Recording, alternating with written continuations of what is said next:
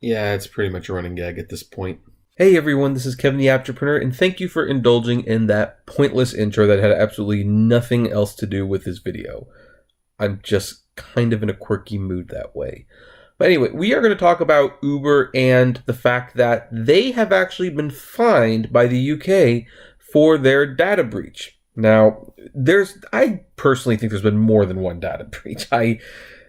If Uber is lying about one, I'm pretty sure they're lying about others. And in America, we pretty much didn't do a whole lot. I mean, we did fine them, but, it was a very small fine. Well, the UK decided to fine them as well. Maybe in the grand scheme of things, this isn't really worth discussing that much. But, hey, you know what? We got to get our daily video out of the way, so let's look at this story by Travel Pulse. The UK's Information Commissioner's Office is fining Uber for not properly protecting customers' personal information. The $490,000 fine is for avoidable data security flaws that allowed the personal details of approximately 2.7 million customers in the UK be accessed and downloaded by cyber attacks. This included full names, email addresses, and phone numbers, according to the report. Drivers were also affected by the data breach. Details of journeys made and how much they were paid were among the information taken during the 2016 attack. Okay, so this is the 2016 attack. Adding to the problem, customers and drivers were not told about the incident for more than a year. The report also notes that rather than informing those affected about the breach, Uber paid the hackers $100,000 to destroy the information. I remember covering this. Has it really been 2 years since this took, wow. Time really does just fly, doesn't it?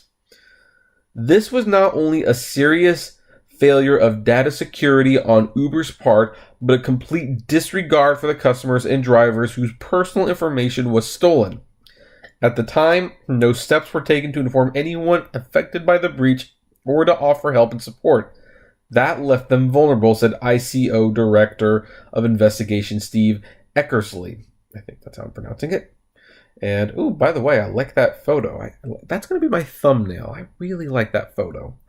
From a legal standpoint, the incident breaches Principle 7 of the UK's Data Protections Act 1998, and the action only came to light in November of 2017 when Uber reported it to the media. Quote, paying the attackers and then keeping quiet about it afterward was not, in our view, an appropriate response to the cyber attack, said Eckersley. Although there was no legal duty to report data breaches under the old legislation, Uber's poor data protection practices and subsequent decisions and conduct were likely to have compounded the distress of those affected. A separate fine was also issued today by the Autoritet Persuasigians, I have no idea how to pronounce it, I'm sorry, for a similar incident that took place in the Netherlands. So anyway, yeah, that's actually pretty good. So what's the moral of the story? Well, pretty much Uber got caught doing a bad thing and then they got fined, and I'm sure they're really sorry, and we're just going to go move on from this. I mean, I'm sorry. I wish I had more to say about this particular topic, but we just don't. This is kind of just stuff Uber does, and I'm really making this video to kind of highlight just how routine and standard it really has become. That Uber doesn't surprise when they do stuff like this anymore. They just don't. So yeah, I don't know what to tell you. They got fined. How much was that fine again? Let's see here. $500,000. $500,000. That's what your privacy is worth to the UK government. I don't know. That seems like a ridiculously low number. I would have given them $2-3 billion fine for the people whose lives were probably compromised, their sensitive information is out there. Who knows who can use it for what?